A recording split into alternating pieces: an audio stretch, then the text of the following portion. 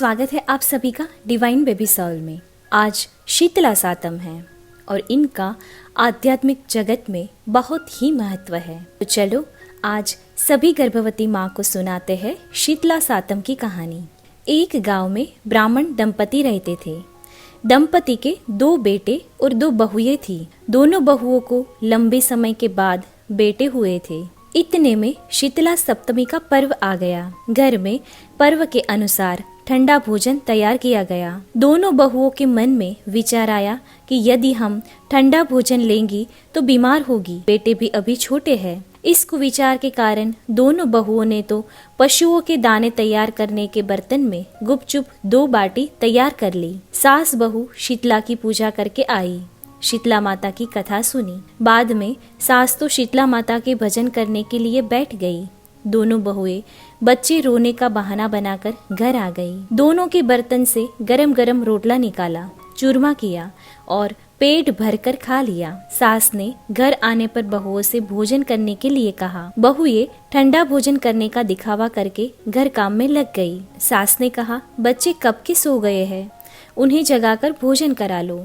बहुएं ऐसे ही अपने अपने बेटों को जगाने गई तो उन्होंने उन्हें मृत पाया। ऐसा बहुओं की करतूतों के फलस्वरूप शीतला माता के प्रकोप से हुआ था। बहुएं विवश हो गई। सास ने घटना जानी तो बहुओं से झगड़ने लगी।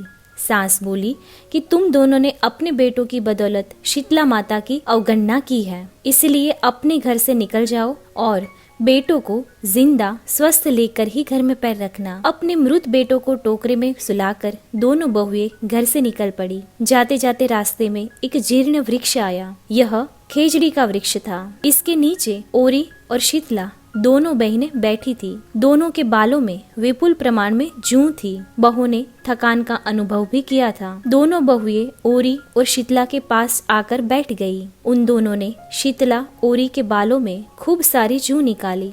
जूओं का नाश होने से ओरी और शीतला ने अपने मस्तक में शीतलता का अनुभव किया।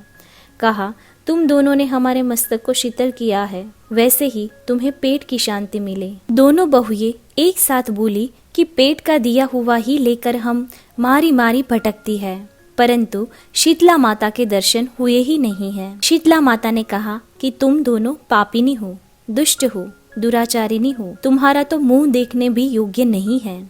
शीतला सप्तमी के दिन ठंडा भोजन करने के बदले तुम दोनों ने गरम गरम भोजन लिया था। यह सुनते ही बहुओं ने शीतला माता जी को पहचान लिया। देवरानी जेठानी ने दोनों माता को वंदन किया। गिड़गिड़ाते हुए कहा कि हम दोनों भोली भाली है, अनजाने में गरम खा लिया था। आपके प्रभाव को हम जानते ही नहीं थे। आप हम दोनों को क्षमा करें, पुनः ऐसी गलती कभी भी नहीं होगी। उनके पश्चाताप से भरे वचनों को सुनकर दोनों माताएं प्रसन्न हो गई। शीतला माता ने मृतक बालकों को जीवित कर दिया। बहुएं तब बच्चों को साथ लेकर आनंद से पुनः गांव लौट आई। गांव के लोगों ने जाना कि दोनों बहुओं को शीतला माता के साक्षात दर्शन हुए थे। दोनों का धूमधाम से स्वागत करके गांव प्रवेश करवाया।